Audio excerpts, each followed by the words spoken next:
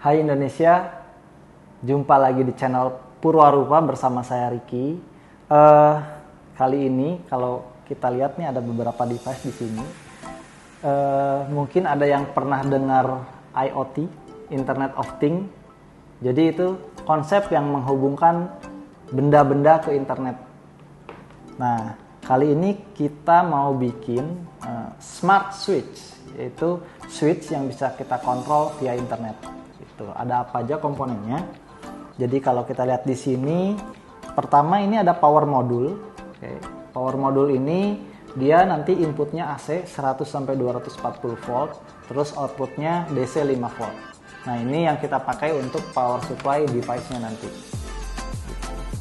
Kemudian ini ada device core-nya, yaitu ESP8266. Ini WiFi modul, di mana di dalamnya sudah ada microcontroller dari Tensilica. Jadi ini ESP8266 ini diproduksi oleh Espressif ya. Jadi dia mengeluarkan beberapa produk seperti ESP8266, ESP32, itu modul-modulnya kebanyakan untuk WiFi sama ada Bluetooth juga gitu. Nah, untuk switch-nya nanti kita pakai relay modul. Relay modul ini sudah didesain khusus untuk ESP8266 ini yang tipe 01 ya. Karena sebenarnya tipenya ada beberapa, ada sampai 12 terakhir yang untuk device-nya. Tapi untuk yang cloud itu kalau nggak salah ada ESP8266 yang tipe 14.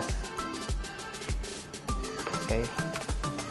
Itu kemudian nanti kita punya switch juga, tapi touchscreen switchnya.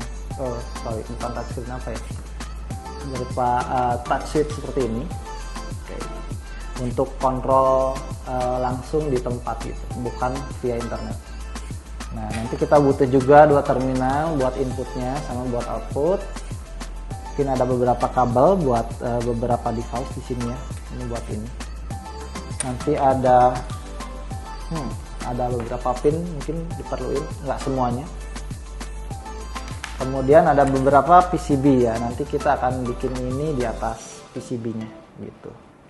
Oke, jadi konsepnya seperti apa nanti kita mau bikin, mungkin kita jelasin dulu ya gimana nanti kita bikin programnya, karena ini kita beli itu nggak ada apa-apanya, isinya kosong, kita harus masukin program ke dalamnya. Nanti kita akan bikin konsep programnya mau dibikin seperti apa, ada blok apa aja di dalamnya, fungsi-fungsinya kayak gitu ya. Coba kita bergeser ke sini. Oke, Indonesia, dari smart switch yang akan kita bikin ini, kita akan coba desain fungsi-fungsinya nanti yang akan dibuat di program seperti apa. Jadi pertama ESP8266 ini kita akan bikinin program di dalamnya nanti ya. Karena ini kita akan membuat smart switch, di mana switch ini bisa dikontrol dari internet. Pertama, komponennya harus atau elemennya harus kita handling itu koneksi ke internet, di mana ESP8266 ini menggunakan WiFi gitu sebagai connectivity-nya. Jadi kita akan membuat satu task untuk handling WiFi connection ya. Nah, ini WiFi connection yang nanti bisa kita gunakan untuk koneksi internet device-nya. Nah, nanti komunikasinya seperti apa antara si device yang kontrol dengan switch-nya, itu kita akan menggunakan protokol yang namanya MQTT. Nah, ini harus ada handling juga di aplikasinya untuk handling message MQTT-nya. Oke. Nah, nanti ini pasti butuh setup nih. Wi-Fi-nya connect kemana nih, SSID-nya apa, terus password-nya apa. Kemudian MQTT itu punya topik gitu. Ini topiknya apa, terus message-nya apa, untuk on, untuk off apa. Nah, itu nanti kita harus bisa configure. Karena ESP8266 ini cuman punya Wi-Fi connection, kita akan bikin suatu embedded web service atau WWS di dalamnya, di mana ini fungsinya nanti form untuk konfigur WiFi gitu kan. Tadi SSID-nya apa, password-nya apa, kemudian MQTT-nya, dan lain-lain gitu ya, kalau memang diperlukan. Nah, artinya sebenarnya EWS ini atau Embedded Web Service ini nanti akan jadi sistem kecil atau service yang listening. Jadi begitu ada yang connect, dia akan tampilin form untuk konfigurasi ini. Jadi nanti untuk ESP8266 sendiri kita akan aktifin dua mode untuk EWS-nya. Dia akan menjadi access point, ya. Yang ini access point. Jadi nanti mungkin browser kita atau device kita, handphone atau laptop atau apapun itu, kita akan konekin ke sini Wi-Fi-nya. Nanti akan muncul ini, gitu kan. Nah, untuk Wi-Fi berarti kita akan set sebagai station atau STA biasanya. Oke. Nah, nanti konfigurasi di sini akan setup. Semua setup di sini kita akan memanfaatkan EEPROM-nya ASP. Nah, ini cuma punya 512 byte, jadi kita harus pinter-pinter manage-nya gitu. Contoh Wi-Fi itu ada SSID, kita manage aja maksimal berapa karakter, untuk passwordnya berapa karakter kayak gitu. Untuk MQTT, gimana MQTT-nya? Nah, itu nanti ada topiknya, mungkin ada message, ada user password kalau diperluin, ada portnya, server MQTT-nya. Nah, itu kita simpen maksimal berapa karakter tuh untuk setupnya, karena terbatas, total EEPROM-nya hanya ada ini 512 byte. Kenapa harus di EEPROM? Karena EEPROM itu non volatil, jadi walaupun powernya off, setupnya tetap ada di situ gitu ya. Oke, paling ada tambahan tadi kita buat button, itu pun kita bikin task sendiri ya. Nanti ada handling untuk cek buttonnya. Ini berarti ada untuk cek button ya. Oke, nanti ada task sendiri untuk ngecek button. Jadi ini ada beberapa rutin untuk handling Wi-Fi, untuk handling message MQTT-nya. Oke, protokol untuk komunikasi dengan IoT itu biasanya menggunakan MQTT. Terus ada EWS-nya untuk konfigurasi, sama ada untuk cek button. Nah, nanti sebenarnya ESP8266 ini ada microcontroller Tensilica-nya itu tidak bisa jalankan 4 task ini secara paralel karena dia core-nya tidak sebanyak ini. Jadi mungkin kita akan pakai scheduler. Jadi ada task scheduler, ada library yang bisa kita pakai namanya task scheduler. Jadi kalau mungkin yang terbiasa menggunakan program di Arduino IDE itu udah biasa pakai task scheduler ini. Jadi nanti running rutin ini tuh seolah-olah paralel lah gitu. Padahal sih enggak sih, cuman seolah-olah paralel. Ada schedulernya kayak gitu ya.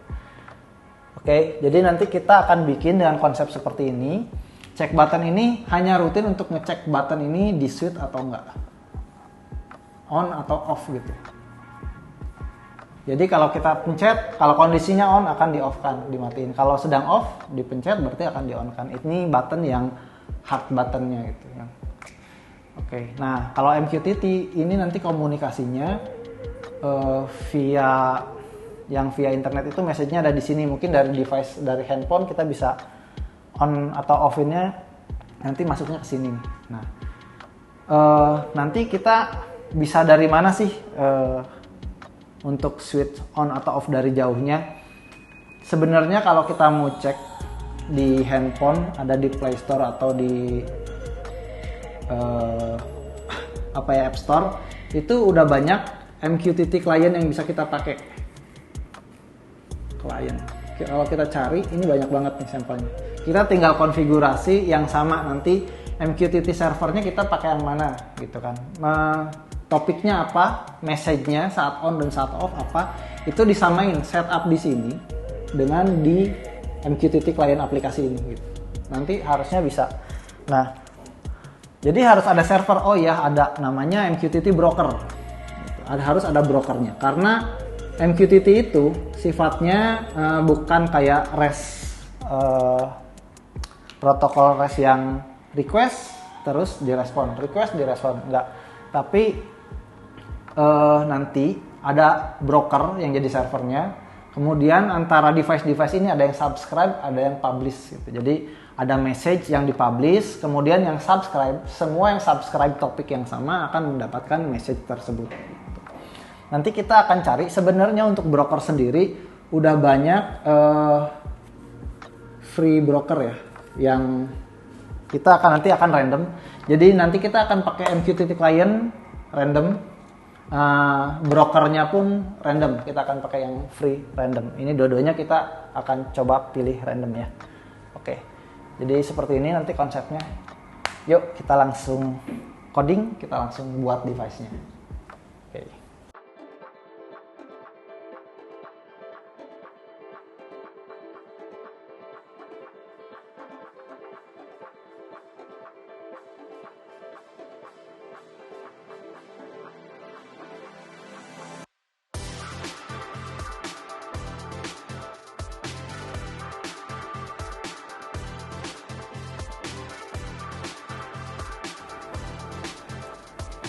Nah, karena sebenarnya tidak ada port output untuk sensor ini, sensor touch ini, jadi kita akan ambil 3 kabel dari sini, yaitu ground, power, sama GPIO 2. Jadi sebenarnya di sini tuh udah ada GPIO kosong yang connect ke kontrol untuk printernya, terus GPIO 2-nya kita akan pakai untuk ini. Nah, nanti kita akan ambil 3 pin tersebut ya, power, ground, sama GPIO 2 buat connect ke sini.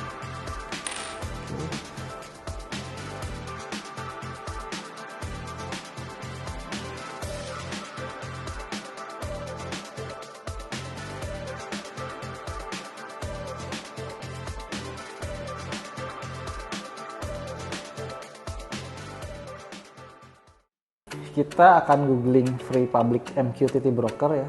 Nah, ini udah paling atas udah ada MQX sebenarnya. Tadi kita sudah coba sih, ada beberapa, ada HiveMQ juga. Cuman karena yang paling atas ini MQ, kita coba pakai MQ. Ini juga ada yang WaterStream, ada MQTT.cool, ada HiveMQ, ini terkenal juga yang HiveMQ. Cuman kita tadi coba ini. Dan ini free public MQTT broker dari IMQ ya, imqx.com. Oke, nah ini informasinya untuk kita nanti setup di device dan di application client kita. Oke, ada URL servernya atau broker name-nya, ada broker.imqx.io. Kemudian kita akan pakai port standarnya ya, yang 1883 gitu. Nah, ini untuk penggunaan WebSocket. Kalau MQTT-nya diakses dari browser, karena browser itu tidak bisa pakai port itu, jadi biasanya pakai WebSocket. Nah, ini yang pakai TLS atau yang WebSocket TLS ada di bawahnya portnya. Oke, ini public yang free dari IMQ. Kemudian kita akan coba install aplikasi kliennya. MQTT client.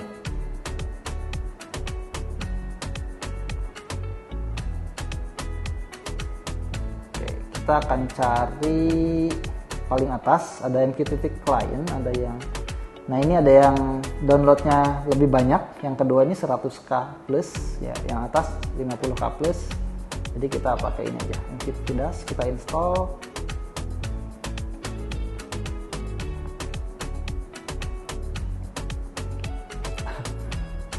Oke, kita udah dapat brokernya sama MQTT client yang akan kita pakai. Jadi nanti kita akan samain di sini. Kita akan buat aja. Oke, ini portnya ya. Tadi addressnya broker.imqx.io. Oke, kita kasih nama Purwarupa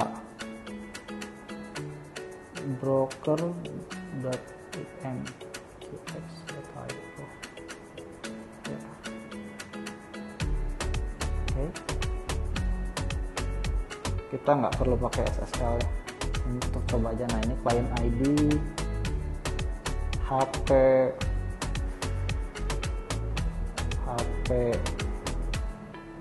Purwarupa. Save, tombol save-nya di atas. Nah, dari Purwarupa ini kalau kita klik, bentar, nah kita bisa bikin tipe kontrolnya mau apa. Karena ini switch, kita akan pakai switch ya. Switch ini, nah ini ada nanti topiknya apa nih yang akan kita set untuk komunikasinya. Kita buat aja Purwa switch, Purwarupa switch. Oke. Nah ini message-nya apa nih? Kita untuk on, message-nya on aja ya. Untuk off, nanti message yang dikirim antar device ini mau ngirimin apa, on off gitu. Ini kita kirim teks on sama off. Terus QoS-nya, quality of service-nya biarin dulu 0. Oke, kita ganti ikonnya deh. Ini ikonnya untuk on kayaknya pilih yang ini. Oke, off-nya kita pilih lampu. Kita akan coba nanti connect ke lampu ya. Off-nya yang ini deh, gitu ya. Oke, kita save. Nah, ini udah jadi. Kita harus ingat tadi, topiknya Purwarupa Suite, karena ini kita akan setup juga nanti di device-nya. Harus sama nih Purwarupa Suite. Kemudian message-nya juga on dan off ya. Purwarupa Suite, oke. Oke, kita coba setup dulu device-nya. Jadi ini device udah nyala. Kalau udah nyala, sebenarnya nanti ada EWS yang bisa kita akses. By default, ESP8266 itu punya IP belakangnya 4.1 segmennya. Ini sebelumnya pernah kita buka juga. Ini WiFi-nya belum dikonekin ke situ. Jadi kita pilih dulu koneksinya. Ini, nah, connect ke Purwarupa ini WiFi-nya device ini ya. Tuh udah connect, baru kita coba. Jadi by default IP-nya dia sebagai access point itu 192.168.41. Nah, seperti ini. Ini setupan sebelumnya. Jadi tadi kita akan bikin topik. Topiknya harus sama, Purwarupa Suite ya. Kecil semua tadi. Purwarupa Suite. Message on-nya on dan message off-nya off, seperti ini ya. Hostnya broker.imqx.io. Oke, sama. Ini client ID nanti buat ID si device-nya. Jadi waktu connect ke brokernya itu ketahuan ID-nya mana. Nah, ini EWS yang kita buat di device. Jadi ada setup. Mungkin di sini cuman ada untuk WiFi-nya, nanti connect ke lokal area di sini ada Pentanet. Ya, passwordnya nanti MQTT-nya seperti tadi. Mungkin nanti perlu user password atau mungkin nanti QoS-nya bisa di setup, itu bisa ditambahin di program seperti itu. Oke, kalau udah Purwarupa Switch ya, kita save topiknya itu. Oke, data save. Nah, ini udah connect sana. Untuk koneksi ke internet kita akan pindahkan lagi WiFi-nya. Oke.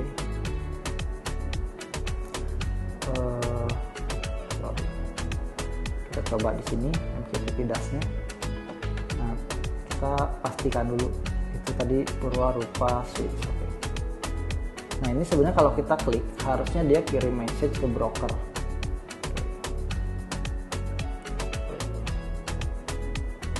Oke, ini kita setupnya udah selesai. Kita cobain dulu ya, tes dulu. Oke, jadi di sini kita akan bahas programnya tadi yang hardware sudah dirakit, kemudian broker juga sudah dapat, klien sudah dapat. Jadi di sini kalau kita lihat ada 1, 2, 3, 4, 5, ada 6 tab ya. Nah, di sini pertama ini main programnya ada di tab paling depan. Kita kasih nama IoT Switch. Ini ada beberapa library yang dipakai di sini. Ada ESP8266 Wi-Fi sama Wi-Fi client ini untuk handling Wi-Fi-nya. Kemudian ada ESP8266 web server, ini yang akan kita pakai untuk EWS-nya tadi, embedded web service, yang sebelumnya saya pernah gambarkan ya. Ini ada EEPROM di mana ini kita gunakan untuk simpan konfigurasi yang kita save dari EWS, dari Embedded Web Service gitu. Ada tab sub client, ini untuk MQTT client library-nya. Kemudian ini ada library task scheduler, nanti yang handling task itu secara paralel gitu ya. Ini kemudian ada di bound di sini karena kita ada switch atau touch sensor. Untuk di bounce-nya kita setting nanti 300 milisecond ya. Jadi kita tekan itu biar enggak seolah-olah ketekan beberapa kali gitu, ada bouncing. Nah ini untuk di bounce-nya kita set di 300 milisecond. Ini biasa semuanya. Nah ini cara menggunakan task scheduler. Jadi kita di sini bikin 5 task ya. Ada yang pertama untuk EWS, ada untuk Wi-Fi-nya, ada untuk MQTT, sama ada button. Nah di sini sebenarnya ada tambahan sih, kalau tidak mau pakai juga nggak apa-apa. Ini ada serial untuk debug aja sih, untuk debugging. Jadi kalau memang ada input dari serial dari RX-nya microcontroller-nya, nah, ini kita akan handling untuk tampilin gitu ya. Oke, di sini kita langsung aja. Sebenarnya nanti untuk pertama kita akan bahas EWS-nya. Jadi kalau kita lihat ada fungsi EWS ini, nanti ada fungsi ke server handle client. Nah kalau dilihat sebenarnya di tab EWS di sini, nah ini ya, kita lihat nih saat di void setup di sini sebentar. Oke, setup ini sebelumnya udah dideklar untuk web servernya itu namanya server. Oke, nah ini saat dia on akan masuk ke sini ke IP yang by default ya tadi ya 4.1 segmen belakangnya. Ini akan handle function handle on connect yang akan action di sini gitu. Nah kalau nanti kan di EWS-nya ada tombol save, itu sebenarnya ke IP 192.168.4.1/save, itu yang handle ini, fungsi ini handle save. Kalau mungkin nanti ada ke 192.168.4.1/ apa yang nggak ada, nanti akan di handle oleh fungsi ini, handle not found yang 404 ada di sini. Oke, nah untuk jalaninnya di setup ini ada server.begin, kemudian ini ngedebug. Jadi kalau masih kepasang di laptopnya, kita lihat di proses monitor, nanti waktu pertama kali running itu akan nge-print ini HTTP server started. Nah untuk jalaninya, oke, setelah itu ada setup untuk MQTT client dan setup lainnya. Di sini ada buat Wi-Fi sebagai. Nah ini kita set Wi-Fi-nya sebagai APSTA, artinya sebagai access point dan sebagai station gitu. Oke, ini nah ini T1, T2, T3, T4, T5 tadi, ini task yang dibuat untuk task schedulernya, ini diaktifin di sini di akhir dari setup. Oke, ini kita cek. Nah ini di tab kedua ada EPROM. Jadi EPROM dari DSP ini 512 byte, makanya kita akan alokasikan setup atau konfigurasi yang perlu disimpan itu jangan terlalu boros gitu. Jadi contoh di sini untuk SSID WiFi kita set 30 byte, artinya di sini kita set sampai 30 karakter maksimal untuk setup SSID. Kalau menemukan SSID yang lebih banyak boleh set berapa gitu, 40 atau 50. Password juga kita akan buat 30 byte aja. Kayaknya jarang-jarang ya ada yang sampai 30 digit gitu passwordnya. Dan kita set di address EPROM 30 sampai 59 seperti ini ya. Yang lain juga untuk host MQTT-nya ini 30 byte. Yang tadi kita pakai broker.imqx.io itu kan nggak nyampe 30 karakter. Ini untuk port itu maksimal cuma 5 digit. Jadi kita buat 5 byte. Alokasi address di EPROM-nya ini 90 sampai 94 gitu. Dan seterusnya ini sesuai di notes ini. Nah, nanti kita akan tentuin dengan define seperti ini. Oke, ada SSID-nya start dari 0 sampai 29 sesuai dengan yang tadi kita udah alokasiin untuk memori di EEPROM-nya. Nanti semua setup dari EWS itu akan disimpan di EEPROM karena tadi non volatil. Jadi walaupun power dicabut, device-nya mati, begitu nyala, setup-annya masih ada.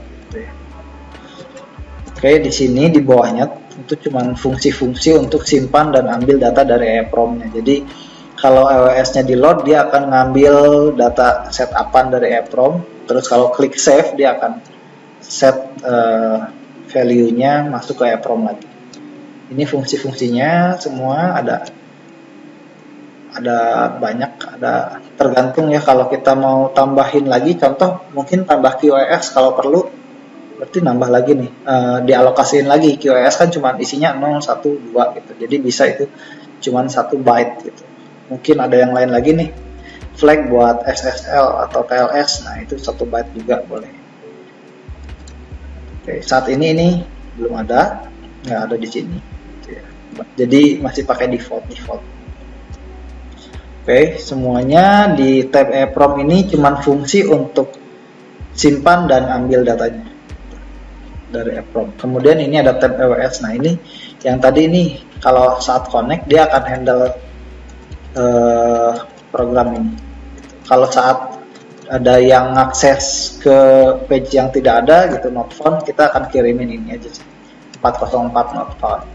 Nah kalau ada yang connect kayak tadi 192.168.4.1 gitu, ada klien yang connect, kita akan kirim ini send HTML function, dimana returnnya adalah sebenarnya yang dilihat itu sebenarnya itu HTML page. Nah di sini kita pisah, ada logo ini source, kan kalau dilihat sebelumnya mungkin ada tuh di paling atas ada logo Purwarupa, sebenarnya itu image yang dijadikan data dengan apa ya, base 64 ya, seperti ini. Jadi ada data source-nya tuh data, image-nya PNG, terus base 64. Nah ini string base 64-nya nih, sepanjang ini. Ini juga disimpan jangan terlalu panjang ya, image-nya jangan terlalu besar, kecil aja karena memang flash memorinya juga sangat terbatas. Ini khusus saya pindahin di sini biar pindahin satu tab sendiri image. Kalau mungkin mau nambah logo yang lain atau apa, jadi tidak mengganggu coding karena panjang sekali ini. Oke, balik ke EWS ini. Nah seperti ini cuman form HTML. Jadi sebenarnya form HTML dimana kalau submit dia akan atau save ya, dia akan masuk ke sini actionnya, form method post, terus actionnya ke /save. Nah /save tadi kita sebelumnya di setup sudah tentuin. Nah ini on, ada masuk ke /save. Fungsi ini nih yang handling, fungsi handle save. Jadi ada di sini handle save. Oke, ini dia handle save. Jadi kalau ada yang save, nah ini ngambil semuanya nih yang ada di setup di halaman EWS-nya, nanti akan disimpan ke EEPROM. Fungsi tinggal panggil fungsi-fungsi yang tadi ada di tab EEPROM ya buat nge-save. Oke. Kemudian ini MQTT. Nah ini tempat tukar-tukaran message-nya sebenarnya antara klien dengan broker. Nah ada setup MQTT client ini dijalanin saat pertama kali on, device-nya nyala. Jadi kalau dilihat di void setup itu ada fungsi yang dipanggil setup MQTT client, itu ada di sini. Jadi dia akan ngambil brokernya kemana atau hostnya, URL servernya di mana, itu dia akan ngambil dari EEPROM yang tadi sebelumnya udah di save lewat EWS tadi. Nah ini kemudian nanti ada portnya berapa juga udah ada di situ. Oke, kemudian sebenarnya ada ini, ada callback. Callback itu dia kalau terima message dari broker. Nah ini yang jalan. Nanti dia begitu terima, dia cek nih message-nya apa, on atau off gitu kan. Nah kalau on, ya dia lempar ke update switch-nya di on atau di off. reconnect. Nah, reconnect ini yang ada di task scheduler tadi. Jadi kalau suatu saat mungkin terjadi disconnecting karena beberapa hal, ini dia akan coba untuk reconnect lagi ke broker. Nah, ini fungsi buat reconnect di MQTT-nya. Oke. Nah, kemudian tab yang terakhir ada WiFi. Nah, ini setup untuk koneksi ke internet di area device, untuk koneksi ke WiFi-nya. Untuk SSID dan password buat kita connect ke device, bukan device-nya connect ke network setempat, tapi untuk dari kita masuk ke connect ke device-nya buat setup ya. Saat ini kita buat seperti ini, belum ada setupnya. Jadi di hardcode nih SSID-nya Purwarupa gitu. Passwordnya contoh di sini 123456778. Mungkin nextnya atau mungkin teman-teman bisa buatin itu di setup di iOS juga. Jadi kan by default device ini punya SSID name sebagai access point dan passwordnya, nah itu masih di hardcode. Kalau mau diubah bisa diubah sesuai yang kita mau. Ini bisa juga nih kita buatin aja fungsinya buat save ke EPROM dan dibaca dari EPROM, nanti disimpan juga di EWS. Jadi kita bisa setup di sini. Oke. Nah, kemudian ini ada setup station. Jadi sebagai station dia juga punya setup yang dia akan ngecek nih koneksi WiFi-nya. Kalau dia connect ke access point setempat itu, kalau ternyata dia putus dia akan retry. Nah, di sini fungsinya nih, dia akan ambil nih wifi.begin, ada SSID sama password sebelumnya, ini ngambil dari setupan di EPROM yang sudah kita setting di EWS sebelumnya. Ini ya, ini SSID dan passwordnya masuk. Kemudian ini ada trial, kita coba 3 kali. Jadi kalau memang nggak bisa connect ke wifi itu, dia akan trial selama 3 kali. Kalau udah nggak bisa, oke, nanti dia akan coba lagi 5 detik kemudian atau berapa detik kemudian sesuai di setup di task scheduler di sini. Kita kalau lihat task schedulernya di atas itu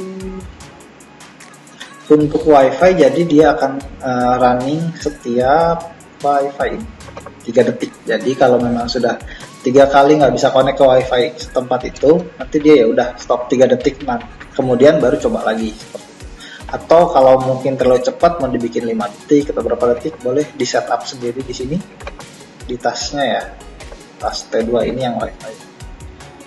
Oke, setup station. Oke. Nah, jadi itu segitu semuanya, segitu aja semua codingannya ya, dari mulai WiFi-nya, MQTT message-nya, kemudian dari EWS, dan ini ada image yang dipisah, kemudian EPROM. Nah, yang nggak kalah penting itu sebenarnya kita pakai task scheduler, karena ini kita harus bikin seolah-olah tasknya itu atau rutin-rutinnya itu jalan paralel. Kalau nggak tunggu-tungguan gitu sekuensial itu, nanti dia ya nggak bisa fungsi bagus. Jadi kalau kita lagi masuk EWS gitu, tiba-tiba fungsi WiFi-nya jalan, yang lainnya berhenti. Nanti MQTT-nya nungguin, jadi nggak real time juga gitu device. Gitu, oke. Mudah-mudahan bisa bermanfaat programnya seperti ini ya. Jadi kita sudah rakit device-nya, terus kita sudah temukan broker dengan aplikasi kliennya juga ya, tadi secara random. Nah, kita udah bikin programnya, udah selesai. Terus bagaimana masukin program itu ke ESP826-nya? Jadi di sini kita ada device memang didesain untuk ESP8266 downloadernya langsung ke USB. Tapi biasanya ya ada beberapa device yang mengalami error. Jadi di sini saya ada jumper kabel GPIO 2 ya, atau sebenarnya pin flash gitu. Nah, itu saya jumper dengan ground, jadi biar bisa masukin programnya. Oke. Jadi udah itu dimasukin, kita langsung tinggal program aja.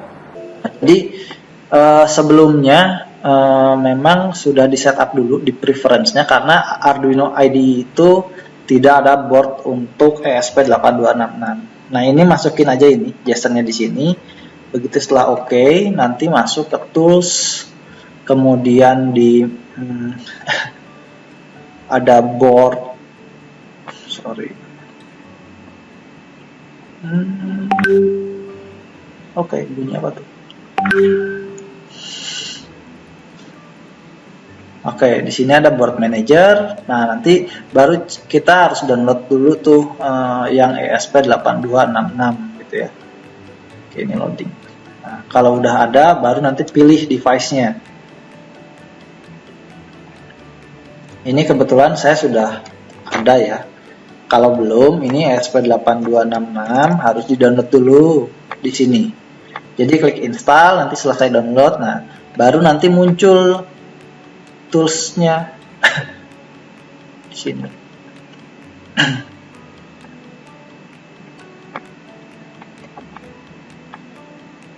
Wah, loading. Nah, baru nanti bisa pilih boardnya. Pilih boardnya, ini ada banyak nih untuk ESP8266. Kita pilih yang generic ESP8266 modul. Kemudian ini setupnya yang saya pakai, upload speed ini default, ini semuanya seperti ini. Nah, flash size-nya ini yang saya pakai. Oke, flash mode-nya ini di I/O.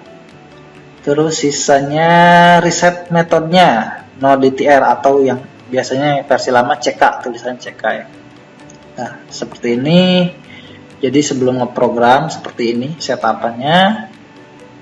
Kemudian portnya udah harus kedetek port 6. Oke, kalau sudah oke, kita klik download, nanti dia akan compile programnya. Secara sintaksnya dikompil dulu, kalau oke baru dia melakukan download ke device. Nanti kita bisa lihat juga di sini progresnya di area yang paling bawah ini.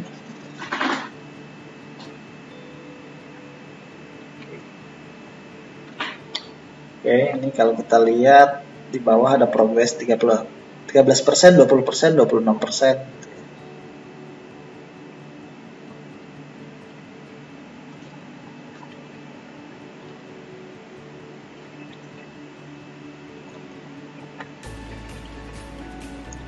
%, 100%, oke, living, soft, resetting. Nah, ini berarti udah selesai nih. Kita bisa lepas device-nya.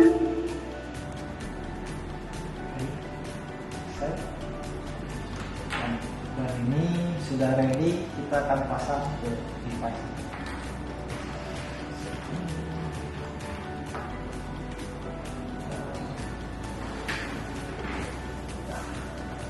Dan kita akan coba.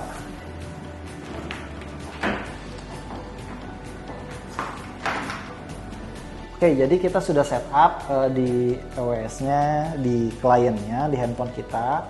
Kemudian ini juga sudah diinstal, power sudah masuk, kita hubungkan ke lampu. Ya, kita coba dulu lewat handphone yang sudah di setup sebelumnya. Jadi, oke, kalau kita tekan on, harusnya, nah ini on. Oke, udah jalan ya. Ini tekan off, oke. Nah ini berarti udah komunikasinya udah oke nih. Nah, nanti setelah itu kita akan coba button yang ada di sini. Nah, button yang ada di sini atau touch switch ini. Coba ya. Oke, normal juga. Jadi kita bisa kontrol langsung di tempat atau bisa lewat handphone. Oke, jadi ini device-nya udah jadi, ada switch di sini yang bisa kita pakai untuk on off-nya. Ada juga dari device ya, MQTT client yang bisa kita pakai on off-nya. Bisa dari jauh, dari internet, dari manapun, selama ada internet yang terhubung antara device ini dan device ini. Gitu ya, ada brokernya juga. Nah, mungkin ini nanti kita bikin package ya, pakai 3D print mungkin biar tidak terlihat berbahaya seperti ini. Kalau mau kita bocorin, sebenarnya seluruh device ini yang kita beli secara online itu tidak nyampe 90.000 untuk semua device. Nah,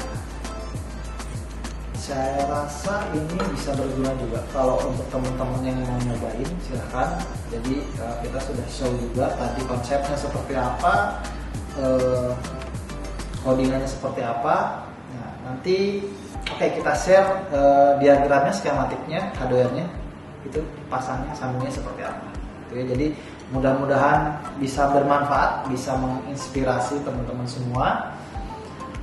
Sampai jumpa lagi di next video. Bye bye.